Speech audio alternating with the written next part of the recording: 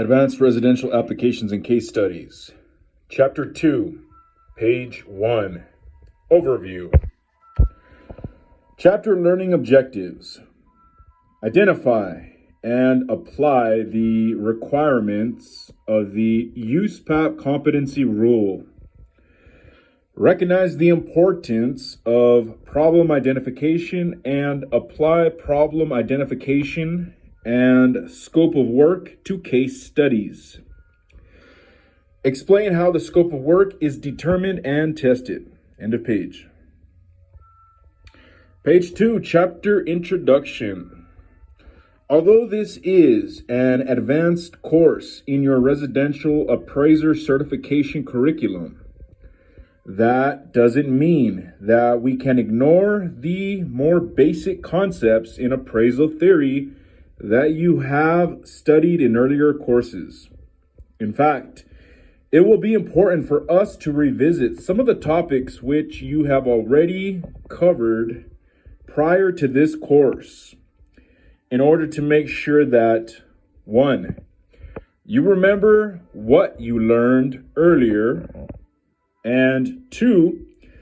You can see how some of those basic concepts and techniques you learned earlier relate to the appraisal of complex properties.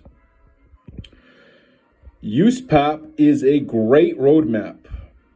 If you have already completed your required 15-hour USPAP course, then you may have decided that you have all the USPAP you ever need or want.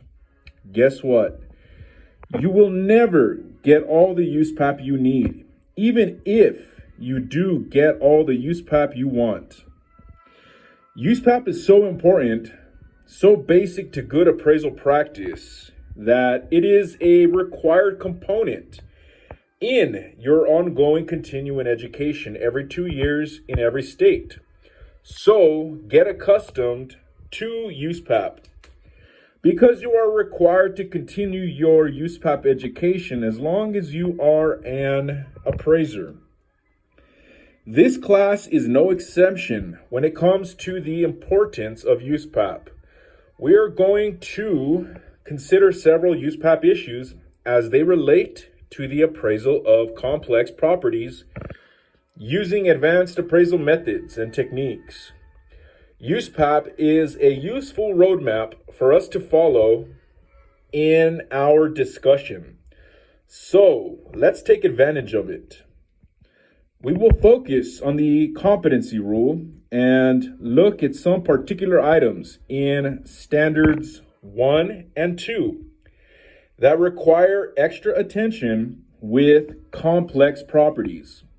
We will concentrate on the steps in problem identification. Then we will study the scope of work rule and process for case studies. Note, throughout this course, quotations from the USPAP publication will appear in blue type with footnotes. End of page. Page 3. Are you competent to perform the assignment? USPAP includes 5 basic rules that apply in all appraisal and appraisal review assignments. Number 1, the ethics rule. Number 2, the competency rule. Number 3, the record-keeping rule. Number 4, the scope of work rule. Number 5, the jurisdictional exemption rule. One of the most fundamental of these rules is the competency rule. The competency rule, along with the ethics rule, is foundational to the intent and purpose of the Uniform Standards of Professional Appraisal Practice, which is to promote and maintain a high level of public trust in appraisal practice. As we will see in this brief review of the competency rule, the appraiser must have the necessary knowledge and experience to complete the assignment competently, or alternatively, well, let's just take a few minutes to read through the competency rule, and then we can discuss how this is relevant to this course in particular ways. Competency rule. An appraiser must: 1. Be competent to perform the assignment. 2. Acquire the necessary competency to perform the assignment. Or 3. Decline or withdraw from the assignment. In all cases, the appraiser must perform competently when completing the assignment. The requirement to perform competently seems obvious, but is nevertheless important. If any appraiser has the knowledge and experience to complete the assignment competently, but fails to perform, that's highlighted, competently, a violation of USPAP has occurred. Being competent. An appraiser must determine prior to agreeing to perform an assignment that he or she can perform the assignment competently. Competency requires: 1, the ability to properly identify the problem to be addressed, and 2, the knowledge and experience to complete the assignment competently, and 3, recognition of and compliance with laws and regulations that apply to the appraiser or to the assignment. Comment. Competency may apply to factors such as, but not limited to, an appraiser's familiarity with a specific type of property or asset, a market, a geographic area, an intended use, specific laws and regulations, or an analytical method. If such a factor is necessary for an appraiser to develop credible assignment results, the appraiser is responsible for having the competency to address that factor or for following the steps outlined below to satisfy this competency rule. For assignments with retrospective opinions and conclusions, the appraiser must meet the requirements of this competency rule at the time the assignment is performed, rather than the effective date. The above passage is an important part of the competency rule. Appraisers are required to recognize and comply with laws and regulations that apply to the appraiser or to the assignment. For example, an appraiser must be aware of and in compliance with applicable fair housing laws and regulations. Many lenders are requiring their staff appraisers and fee appraisers to take courses in fair housing and fair lending to ensure that the appraisers will recognize these important laws and regulations. Acquiring competency.